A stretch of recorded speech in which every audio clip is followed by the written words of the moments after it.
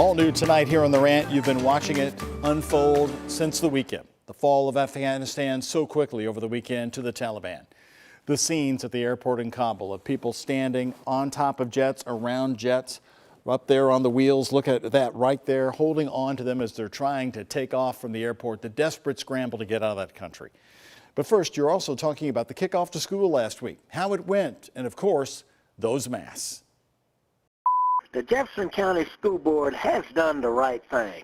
If you people want in-person learning, then send your children to school with the mask. If not, then keep your kid at home.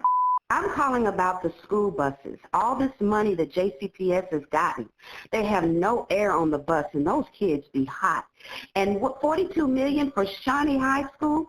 Where did $42 million go in that school? I just don't see it.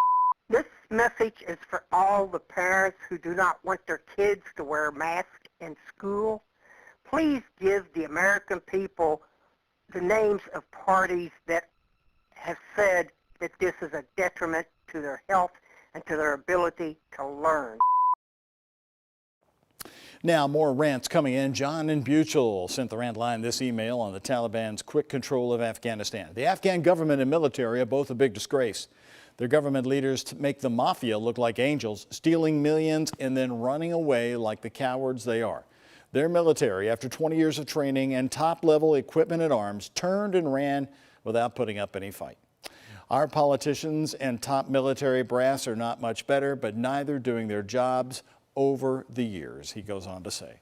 Glenn in Shelbyville on Afghanistan, I have trouble understanding why the diplomatic corps wasn't packed and ready when the troops left.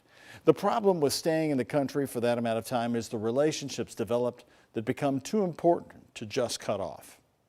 Deborah in Louisville on IU requiring vaccinations and masks.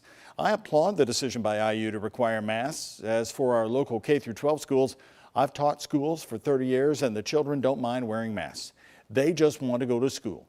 You see their parents protesting on the news with their masks below their noses. Steve H. in Louisville about the return of school last week. Does JCPS have enough school bus drivers? I understand there are kinks to work out in the first few days, but my child did not arrive home until after 6 p.m. Wednesday evening and wasn't home until after 5:15 on Thursday. I now find that they are loading kids 3 to a seat on the school buses when there were only 1 to 2 kids per seat pre-COVID.